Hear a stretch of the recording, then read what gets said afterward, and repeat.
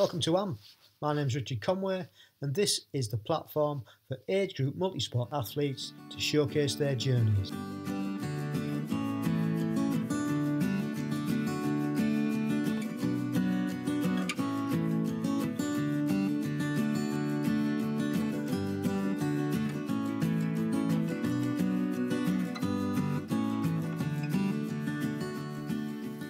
Welcome along to AM. It's episode 20. I hope everything is good and you're all well. Back into lockdown again, unfortunately. But it was always going to happen, I think, after the Christmas period where things were so relaxed. But enough of that. We've just got to get through it as best we can and make the most of it. We've got our sport, we've got our health. We've got running, biking, swimming, yoga, strength training, plus all our daily endeavours that make up our full lives. And we've got each other, even though it might not be face to face. We can still FaceTime each other, still WhatsApp, still Instagram. So really lucky in that respect. So I hope you're all doing okay. I hope these podcasts help and give you a bit of inspiration. And thank you again for listening. Much appreciated. During lockdown, well, just as we were going into lockdown, headquarters have moved. So we've moved from a country setting where we lived for 23 years to town life. We've downsized. And this show's being recorded from our new home. And we have a little office now upstairs with a Zwift set up in one corner, a desk in the other corner, which my wife works from home occasionally as well, and hopefully it'll work all right. Might be a little bit noisier because obviously we're in town and more traffic, more people, more noise, but at the moment as we're in lockdown I don't think that's really going to be much of a problem. Moving can be a stressful occasion, but we've done all right actually. We were well organised and the move went smoothly, so quite pleased with how things have gone, and managed to get Zwift set up even though we haven't got the internet. I've hotspotted off my mobile phone and I've managed to do a few rides on Zwift. One was a group ride with WBC, who I'm a member of, and that was nice to meet up with them on Sunday and do an hour on there and have a chat over the internet. It's really good to see them all, and so yeah, that was good. And although we're in town, we're literally 5 minutes away from the Wolves, Lincolnshire Wolves, so that's really nice as well. So all in all, under the circumstances of a move and in lockdown, we're doing all right. So moving on to episode 20, we've got age grouper Tim Fowler, who he's quite used to being in lockdown because he's a prison officer. And so he goes into how it's affected him, and he tells us that he was an ex-amateur jockey and horse trainer, and interestingly how he's brought training horses into his own training in multisport, which I thought was quite ingenious really. Tim tells us about his struggle with diet while he was riding horses, and back in those days there was no nutrition advice. He was just following what all the other guys were doing, and it wasn't very healthy, and he now realises that, and he's definitely addressed that in his multi-sport training. So that was quite interesting to hear. Tim's also the chairman of the Prison Officers Triathlon Club, and he goes into how that came about, and then we talk about how he got into multi-sport to begin with, and it set off him being dared by his younger It started by him being challenged by the younger officers in the prison, who dared him to take on a running race, which he duly did, trained for, and beat every one of them. And from that, he's just never looked back, and he's gained more confidence, and he managed to qualify for GB, not just once, but several times over the years since he started. So, hope you enjoy it. We'll see you on the other side. Hello, Tim. Are we all right? Yes. There we are. Modern technology. Just about got it sorted. Nice one. That's good news. How are we doing? I'm all right, yeah. I think we're... You there? Yeah. You happy? Set yeah. up? I'm all right. Yeah, I'm good. Good. How are you? Yeah, good. Yeah. It's a funny old time, but we're getting through it. We are. Well, we think we are, and then they hit us with something else, don't they? Yeah, you just got to keep going, haven't you? Yeah, you have, yeah. I think, fortunately, like-minded people seem to be getting through it a lot better than most, I think. I think so. We've got sport, haven't we? We've got goals, so it just keeps you motivated, keeps you driven. Yeah. I think it's easy to get a bit despondent and a bit, well, nothing's going right, what's the point? But we've just got to keep on. We've got races for 2021. We might have a year like we had a year where we don't get anything in the early half of the year and race in earnest in the latter half, but it's something, isn't it? Something to keep going for. That's right. And I think for us it's a lifestyle and it's a process, isn't it? Yeah. I mean, I'm a few days off from work this week, and we're still all training focused. Yeah.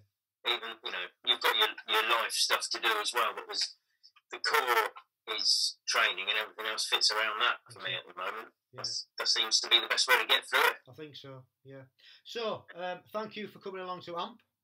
No, pleasure. Looking forward to it. And where do we find you in the UK? I'm in about 5 miles south of Buckingham. Okay. In very. Yeah. And I believe you're a prison officer? I am, yes. Yeah, chairman of the prison officers, the Prison Service Triathlon Club, which is, as it says on the tin, really, it's a triathlon club for prison staff and past. Yeah. And is that... we're spread out all around the country, so we only really sort of meet up at team events and things like that. So we're trying to organise meeting up, maybe a training camp or something like that, but we're going to do it this year and that. And how long's that been going on?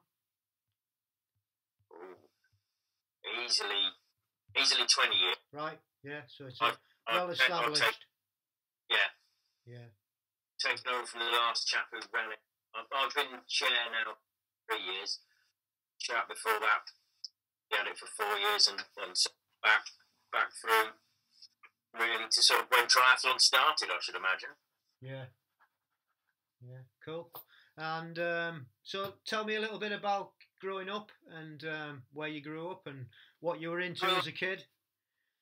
Grew up just the edge of the Chilterns, just above Marlow in Buckinghamshire. Went to school in Marlow.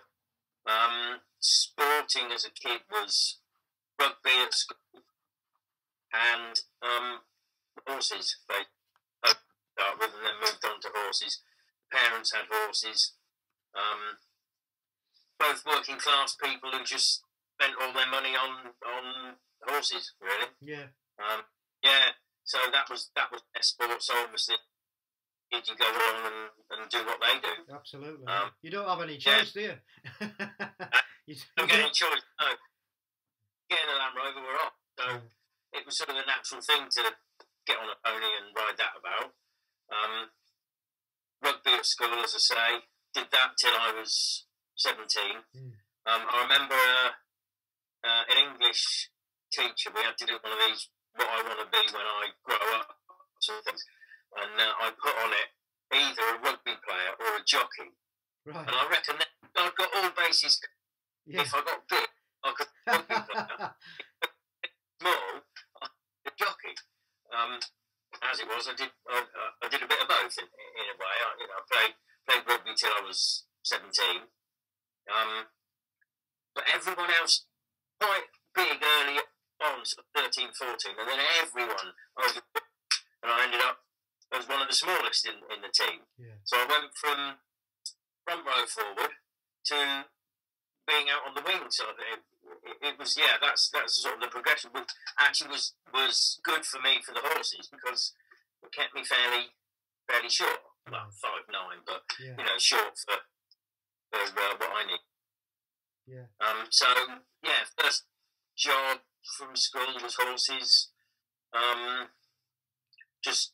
That was it. That was up until, I suppose, mid-30s. Right. I just worked with horses, raced them, trained. So it was amateur racing, amateur steeplechasing. Yeah.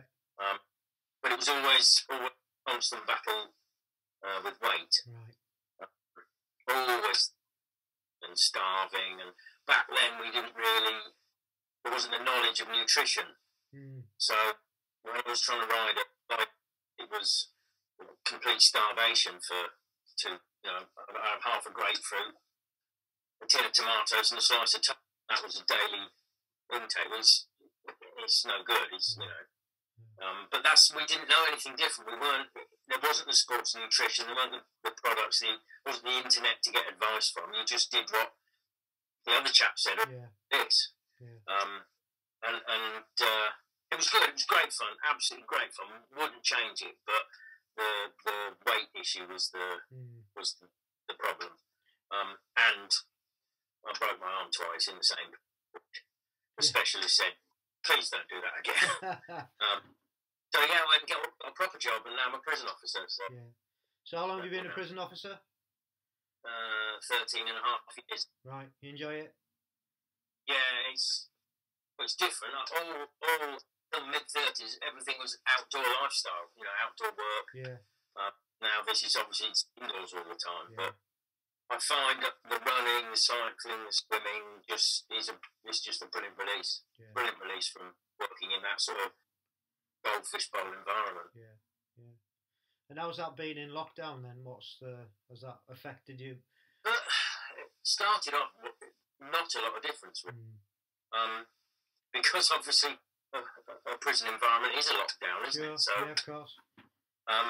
So it's we've obviously with PPE up. We're getting tested. The prisoners are getting tested now, so we're sort of more on top of it. But you're waiting for a pandemic to start in there. We've done the whole prison estate there has done really well in keep. It's not happened. Yeah, good. So really pleased with how we've managed it. That's as far as work, everything, there's been no change to life at all. You get up in the morning, go to work, come home. Obviously there's no working from home. And bring 10 up. Work. Everything's carried on pretty much the same. It's been all right. Yeah. So how was your introduction into swimming, biking, and running then? Where did that come about? That came about once I finished with the horses. I wasn't inactive. Obviously, it's a fairly active job and everything, but the weight piled on, which is an underlying theme, really. Put the weight on, and our jail's quite close to Oxford, and have the Oxford Half Marathon, which goes through the centre of the city. And a couple of the younger people at work pretty much dared me to get fit, do it, thinking that I wouldn't stand a chance. Their quote was, "You're too old back." So that was the kick up the backside. So I spent, they dared me in the April, and the race is in the October. So I just spent all summer just gradually building up the running distance, just getting more confident that I could, started off with run a mile without stopping, run a mile and a half, and just gradually increasing it. Got to, when did I get to September? And I thought, right, I need to do a race. So I did a local village 10k race. Everything went fine. Basically just kept going, got to the Oxford Half Marathon, and all the youngsters that had dared me and basically teased me finished behind me. Huh. So I was so happy with that. Yeah.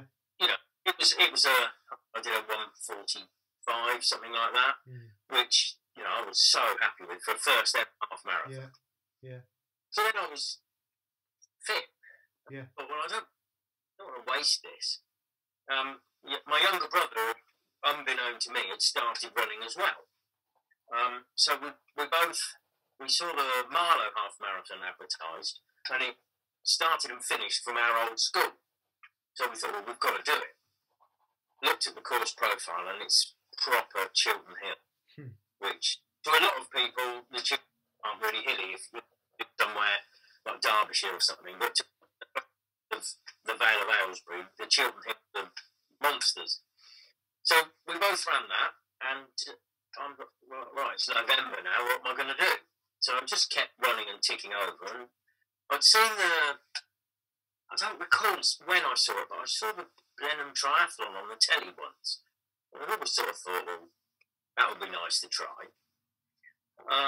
So I went on the cycle to work scheme, got a road bike, and spent the winter cycling. Came out in the April time, end of March, beginning of April, and did a local pool-based sprint triathlon. Right. I thought I was on it. Yeah. But man, I finished that. I was a wreck. Yeah. Absolute wreck. I had no idea how putting the three events together is a completely kettle of fish. A half marathon or a 10k or just going out on the bike. Put those three together and it's just a different world. So was that the first time you'd been swimming then for that triathlon? I've always done. I'd always swum. Right. Always swum in the pool. Not particularly brilliantly, but I'm not a fairly quick swimmer, but fairly strong swimmer, if you know what I mean. I can keep going. So the swim bit wasn't any. And to be fair, none of the individual bits are an issue, but put them all together for your first ever go, and it was just, I have no idea. So then I started to we didn't have so much Facebook and stuff like that then. We were using internet forums, weren't we, for talking to different people about triathlons. Yeah. And so I was on a couple of those and just gleaning information from people, and heard about this thing called a bricks, which I'd never considered before. You don't, you're coming at it from complete novice. Yeah. So I started mixing it up, doing a bike then run, or a swim then bike, or just mixing it up, and just gradually through that summer, I can't remember for sure, but I think a couple more pull-based sprints, and then obviously the natural progression then is to want to get in a lake, so you've got to buy a wetsuit. Went to, it's not a very local lake to me, but it was the nearest one to me that did open water swimming at Box End, the other side of Milton Keynes, and just got my confidence, found that I preferred it to pool swimming. Yeah. So I spent the summer, I stepped up to Olympic distance, and that was all, had a brilliant stuff. I consider I was a different athlete than what I was on that very first pool. Right. So that was the first year. Now I think I then, again on these internet forums, I thought, what am I going to do in the winter? I was still doing the odd half marathon and things just to mix it up. And then I heard about duathlon. Well, that sounds, that's good. That's good and early spring. So I did one with the Anglian Water, which is normally a qualifier for the Euros. But the sprint distance was the standard wasn't. I did the standard because I sort of got into that distance. Yeah. And I turned up. The car park is just full of these people that just look professional. And there's me still on the same road bike, but I've progressed to clip-on aero bars. So I was overwhelmed. Just got that, and this again is a bit of a theme. It's a sort of they call it imposter syndrome. Oh yeah, yeah. Turn up, and you think, what am I doing here? But anyway, Brent wasn't a qualifier, so luckily all these super flashy looking people weren't in my race. Yeah. Cut a long story short, I had a great race and won my age group. So yeah, came home and back on the internet forum and was discussing it with a few different people, and someone said, why don't you go for the GB Agegrouper team? And I thought, that's not, So that's what year was that?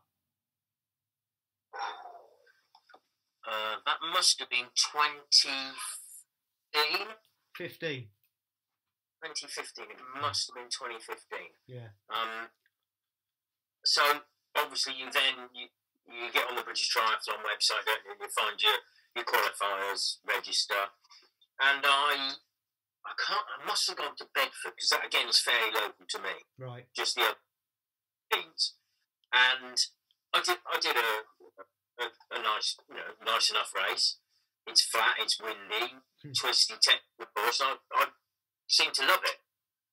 Really got on well with it, but I was about 110% of the winner's time. Yeah. Because again, if you get a real quick guy and wins it, then it knocks you all down the percentages, doesn't it? Yeah. So I was happy with that, and I thought, well, we'll see what happened. I did a few more triathlons that year.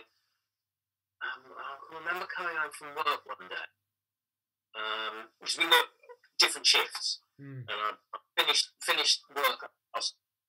There was a message on the answer machine. Picked it up. It was British Triathlon. We're offering you a roll down base for a Vile. Is that how you say it? A Vile? In Spain. Oh, right. That okay. Yeah. 2016 ITU. Yeah. Offering you a roll down. We need an answer before 5 o'clock. So luckily I was on that, what we call an early shift. Yeah. If I'd been on any other shift, I wouldn't have picked that up in time. Yeah. So I hastily rang the missus and says, what do you think? Like, well, go for it. We'll get to school. So I rang them back and said, yeah, I'll take the place. Yeah. That was my introduction to GBT. Yeah, brilliant. Yeah, right. Absolutely. So brilliant. yeah, that was the beginning. Yeah, the beginning. And have you pretty much qualified every year since? Yeah. Yeah. And is it standard that you generally go for? It is. It's a bit of a odd one. I go for the standard. I like the distances. Yeah. But I've written down actually here just to remind me what I have done. Yeah, go on then. Just reel off what you've achieved so far. So I've done the 2016 ITU. I've written down here, qualified on a roll down. It was for my first ever one. It was a massive venue. Yeah. The transition seemed to go on forever. And it was just totally overwhelming. Yet again, turned up, and we looked at each other and like, what are we doing here? Look at all these people. And all flashy kits, and by this time I'd progressed to a TT bike and a bit more idea of what stuff I should have. But even so, the American team just sort of in like a marching army, putting all their bikes down, all immaculate. Had a good race. Well, I think I put down I was 26th overall. I couldn't have expected any more. I qualified on a roll down, and it was early on in. So then, what did I do? 2017, Syria, the ETU duathlon. Yeah, so Against, you were racing in the snow then, were you? No, it was that wind. Yeah, the wind. Mental. We went for I think we landed at Madrid and then a 3-hour drive to completely middle of nowhere. Yeah. Snow on the mountains over as far as you could see. Wind factor. Our hotel was up on a hill as well, out of town. Wind chill factor of about -3 as I go for just a gentle 5-mile run. Came back to the hotel and I can't breathe. I just can't, it just felt, whether it was the cold air or the altitude, I don't know. Anyway, day before the race was a glorious day. It was. I thought, this is good. It was a sprint day. Did the sprint go off the day before? And No, weather? I think it was the same day, wasn't it? Was it? Yeah, I think Unless the storm came in just in time for the bike leg of the standard. It did, yeah, because I remember watching it. I can remember going. There's you go over a bypass, wasn't there? The viaduct, yeah. Really was a flyover. We were hanging on to those bars with grim death, but I enjoyed it. It was a challenge. Yeah, it was. Wrestling. Qualified for that at Anglican Water, which is the localist qualifier to me, and pretty much every race that I've qualified for, I've either qualified at Anglican Water or Bedford. So later on that year, September, I did the ETU long distance triathlon at Almere, Challenge Almere. Yeah. Completely different kettle of fish. Yeah. Qualified for that the year before. I did at Hever Castle in July. They do an iron distance. Right. What's my age group in that? So I thought, well, why not? And how did you find switching from Olympic up to iron? All right, because obviously the training and everything was gearing toward the iron at the end of the year. Yeah. So the standard distance duathlon was a B race really. Although I was ready for it, it was still in the back of my mind. I've got the long distance at the end of the year. Yeah. And that was, I don't know. I think Hever Castle was tough and hilly, very tough and very hilly. Whereas Almere, completely different, pan flat. Yeah. Mercy of the weather. Luckily, it wasn't windy. It rained a lot on the bike leg, but it wasn't windy, so that was good. And I'd said to my other half, if I get in under 11 and a half, I won't do another iron because training and the commitment is just it's a lot on us, but we enjoy doing it. On partners, it's obviously you're never you're always off doing something. Yeah. So I came in at 11 hours, 29 minutes, 30 seconds. So I've had to stick to my word. Yeah, of course. Yeah. But there's a twist that we'll get to in a bit. So then, 2018, I had 2 trips to Denmark. I did the Powerman, they call that the middle distance duathlon. I enjoyed that. That's a 10k run, 60k, 10k run. Yeah. Lovely air for cycling. Not flat at all. Defined hill. You had a cop section through a farmyard that was just littered with water bottles, of bottles pinging out of cages everywhere. Yeah. And a short, sharp time. That was good. But that was the 2018. That was a really hot spell where it was the same weekend as the London Marathon. Right. Everyone was melting. It was really hot. Yeah. Great fun. Then later on went back to the Finn ITU championships in just another Denmark. Just we had to go across onto an island in the middle, didn't we? Yeah. So whatever. Not so good there. I'd had after the Powerman, I had a niggle in my knee.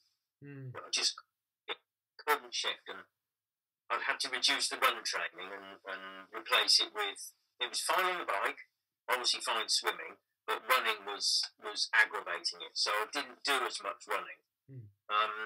So I went into that knee-on tape up. It was all right. There was a cobbled section which really aggravated it, but did my best. Yeah. And then this year, this March went to Northumbria. Yeah. Had a good race, but you could see the difference. It was very early in the year. It was early March. We'd probably done minimal outdoor training, I reckon, as a GB team. I reckon a lot of us were in sheds and garage training. Yeah. I was 15th in my age. It's not bad. Fourth fastest Brit. Yeah. Shows how an advantage the Spanish had with their being able to outside and in nice weather. Yeah. It was clever of them, perhaps, to put it on so early, because it doesn't matter what time of year it is down the south of Spain, does it? That's right. Yeah. Yeah. But we were lucky to go. We flew from Portugal, so we drove back the next day, got to Portugal, and then obviously there's all the rumours, will we get back, won't we get back? Yeah. We got home and it then, wasn't it? It was, lockdown. yeah. Like you say, we were very lucky to be able to go there and actually at least get a race in, and we didn't know at the time, but it was to be the last one, wasn't it? So yeah, very lucky. There's a gap there between 2018 and 2020. I did qualify for Pontevedra, but didn't go because I'd entered this absolute crazy duathlon called the Dragon Jump. All right. It went from Anglia to Swansea. Okay. Taking in running up and over Snowdon, running up and over Cad Idris, and up and over Pen y Fan. Oh, right. And cycling the legs in between. Quite flat then. Yeah. It was a bit, and it was in June, so the idea was glorious weather. We had that freak weather came. Every time I get, I've got a red tri-bike and a grey one, and every time the red one comes, it rains. I cannot seem to ride it in dry weather. And it absolutely tipped it the whole day. So I've got support with the swap, take bike from one side of the mountain to the other for you to get back to the next leg. And they were trainers in the window with the fan heater going, trying to dry them out. Cycling. I think I got through about 7 pairs of socks. Just ridiculous. But such a great race. Yeah. Good. Such a great race. Good. 20 hours, 19 minutes in. A bit more than a distance. Yeah. So you coach then, Tim? No. I sort of because I used to train the horses. I sort of started off training myself in a similar sort of way, with people chasers. You're doing a lot of long, slow work to get the grounding in, and then a couple of short efforts and things. So I just started off basically using that knowledge to train myself. That's fascinating. And it seemed to work. Yeah. But that's what they tell you to do, isn't it? 80% zone 2, 20%. And that's now down the line we've come to be an actual thing, haven't we? Yeah. It's something that people are using a lot, 80-20 training. Yeah. I probably should have had a swimming coach. I think I blundered my way through it. I remember doing a qualifier at Graph and Water and age group. I came out of the water about 15th and finished off 5th overall. Well, if I'd have come out of the water in 5th, I might have had a chance of maybe doing a bit more. But I don't know. I think that's probably the one thing that I need is a swim coat. Yeah. Although rating more on duathlons. Yeah. So probably not necessary. Yeah. Well, I still do a triathlon. I still enjoy my triathlons, but I seem to have more success with the duathlons. Yeah. But that's what I've said over the quite a few episodes now. You know, you've got to race to your strengths. So it is what it is, isn't it? If you're stronger doing a duathlon than you are a triathlon, if your swimming's not great, then why wouldn't you? Well, yeah, and I seem to be able to cope with. I think personally, and other people have said it, I think duathlons are tougher. Yeah. Because you're set, especially the sprint and the standard distance, where you're setting off quick from the word go. There's no hanging back with these qualifiers. There's no pace NK and see where you can make it up. If you're not on it on that first run, then you're already, aren't you? That's so true. So true. I think I've got the ability to keep going when it hurts. Yeah. Which you need for a duo. And that's massive, isn't it? That's massive, having that ability. Yeah. Yeah. So what advice and tips would you give to anyone wanting to get into multisport, whether it be duathlon or triathlon? If it's triathlon, I think my one tip would be get a coach, even though I didn't. Yeah. Because no matter how fit you are, if you take brilliant, you're not going to cut it with everyone else. For just general advice is enjoy it. Don't do too much. What I mean by don't do too much, don't wear yourself out. Like we were saying, 80-20. Yeah. Keep it within what you can comfortably do and recover from. Yeah. If you finish your day, next day, you're still absolutely worn out, you've done too much, so pace yourself. I did, going back to the qualifiers, qualifier at Anglian Water, where I was desperate to qualify. I trained and trained and trained, got out on the first run, and there was nothing in the legs. I absolutely felt dreadful. Luckily, probably, on the bike section, a valve broke and I couldn't fix it, so I didn't finish. Right.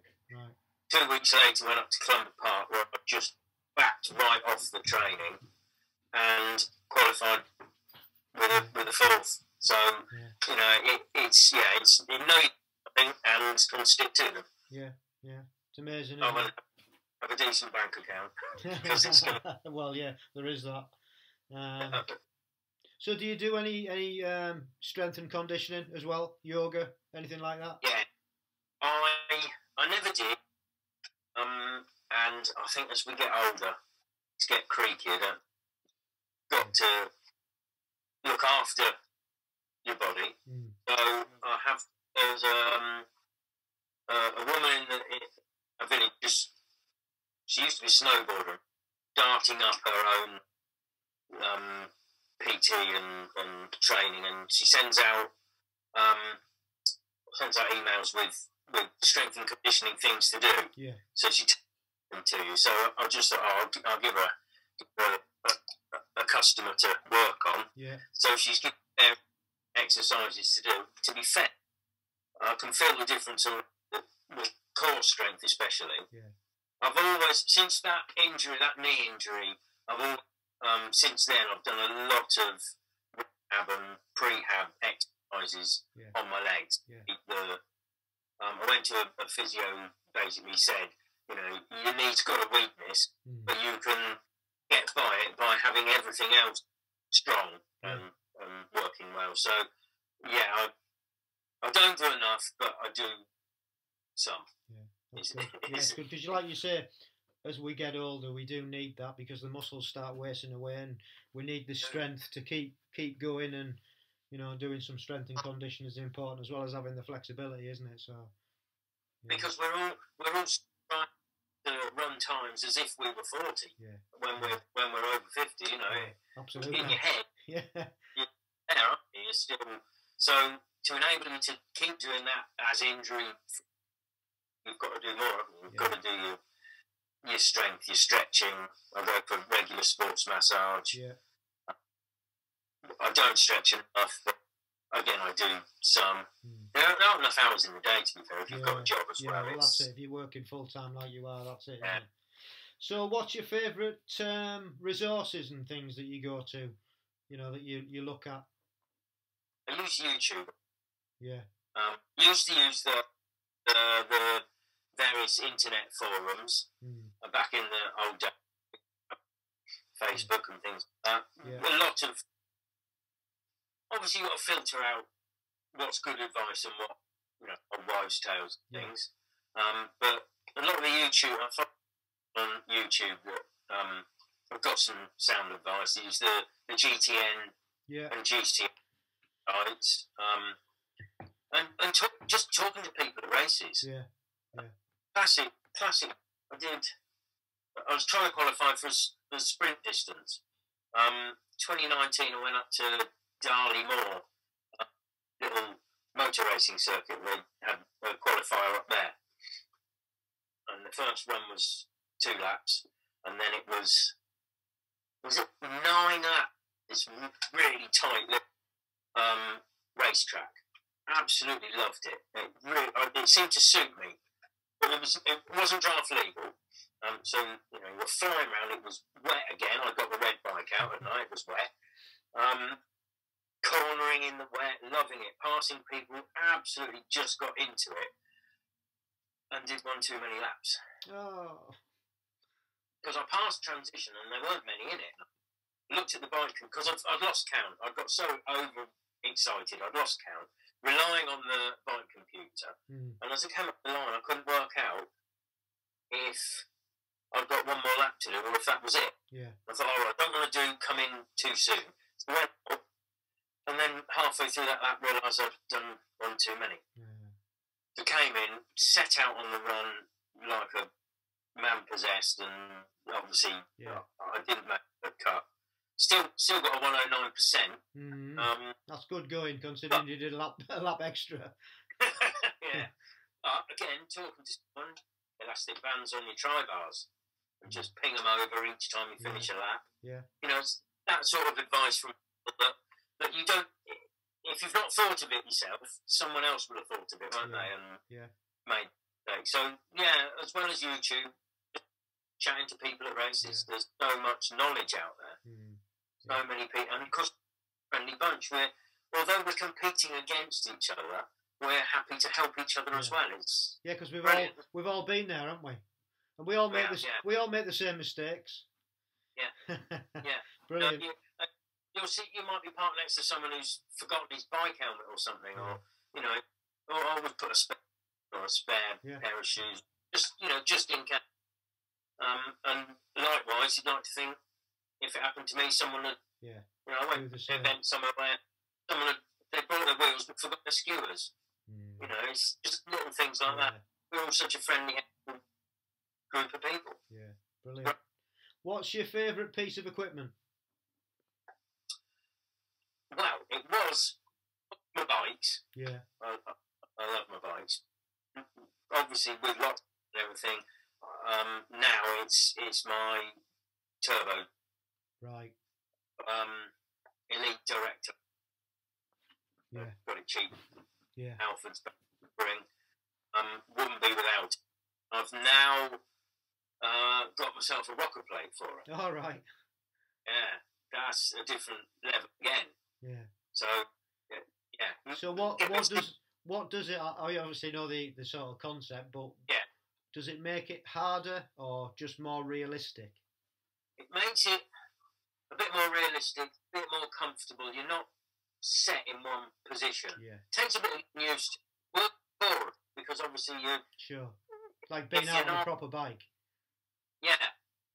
Exactly. If you're not that strong in your core, you're just leaning one way or the other all the time. So it is. It adds a bit more to it.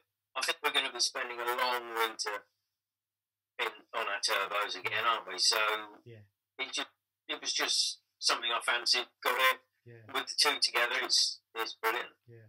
Have you got the handlebar gizmo which moves as well? No, I think that's a bit too much.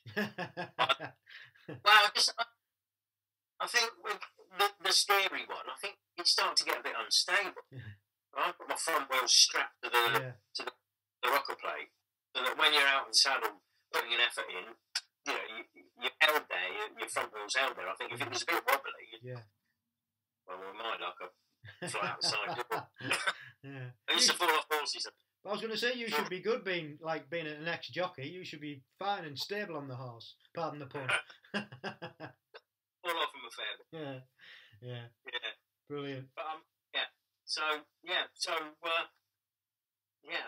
that's my favourite bit. Yeah. Cool. So, what are your short-term goals and longer-term goals? All being well in 2021. Short term, obviously I've got the Euro and the Worlds 2020 if they go ahead. Yeah. So it's Rome and Holland, isn't it? Yeah. So that's on the agenda. What I'm aiming for this year. Sure. Thinking I might have a crack at some sprint triathlons and duathlons early, if we can race early. Yeah. And see how I get on with those. I seem every time I do sprint, I seem to do all right, but I don't know if it's a value for money. What it is, I quite like doing the Olympic distance because you're racing for over 2 hours. Yeah. Right? Yeah. Whereas a sprint is you might drive for 3 hours to race for 1. Yeah. I don't know. But if I do a few and get and do quite well at them, I think I might target them this year. Yeah. Bit I'm a bit all over the place with distances. I can race a sprint. I can do an iron distance. I don't know. I seem to enjoy them all. Yeah, it's just you've got training. Yeah, it's good to mix them up, though, isn't it? Yeah. Keep you interested. Yes, that I think is the thing. I mean, you can use sprints as like we used to with the horse. A horse that might run over 3 miles. You put him in a short race just to sharpen him up, just to keep interest. Yeah. And I think it's the same with me. It's do a sprint. You're on the red line from the word go, and you put maximum in, don't you? But for a short time. Whereas you do like I think my preferred triathlon distance is a middle distance because it's not. I think you can still, for someone of my ability, you can still race a middle distance, whereas the full iron distance, I think you've got to pace a long distance. I'm not good enough, ever going to be good enough or fit enough to be at the racy end of an age group in a long distance. Yeah. And what about your long term then? Long term goal? Just keep going as long as I can. Yeah. It's keeping me 55 now. Yeah. I did see as you got older might be a little bit nearer meddling because but it's just not working like that. Everyone's still going, aren't they? Yeah. Everyone's we've all got with our nutrition and our training and strength and conditioning. We're all still going, aren't we? We're keeping fit and going. I'd love to get just the top 5 at international. I'd be really happy with. Cool. We'll see. Yeah, we'll see how the year pans out. Yeah, well that's it, isn't it? We've got to wait. Got to wait and see. Yeah. Yeah. Yes. Brilliant. Well, that's it. That's I think it's a great place to finish it. So thank you ever so much for your time and coming on and telling us your story. Thanks for having me. It's been a pleasure, and I hope everything turns out for us all a bit better than this year. Can't be much worse, and we get to see each other at races, and and we can at least keep training anyway, can't we, over there? We've got our sheds and playing caves. Absolutely. So cool. Brilliant. Cheers. All right, mate. Cheers. Thanks a lot. Thanks a lot. Bye. Bye. What a top bloke. Really enjoyed that. Great to hear Tim's journey and how he's coping in these COVID times. And as he says, he's quite lucky that it hasn't really affected his working life too much. And the only things he's missing out on are races. He's still training and enjoying that. So that's great to hear. And I'm looking forward in keeping tabs on Tim and hoping that he gets his goal of finishing on a podium at some point in the future. And I love his attitude of his longer term is just to keep going. And I guess when you reach a certain age, as we all do, that, yeah, we just do want to be able to keep going and keep enjoying what we're doing, and anything else that comes along, well, that's a bonus. So, yeah, great attitude to have. Thanks again, Tim. Great to chat to you. And that's it for another episode. I hope you've enjoyed this. Hope you've enjoyed Tim's story. And we shall see you for the next one. Hopefully have some internet by then and make things a little bit easier. So, as we always say, don't forget, stay safe, keep training and love the process.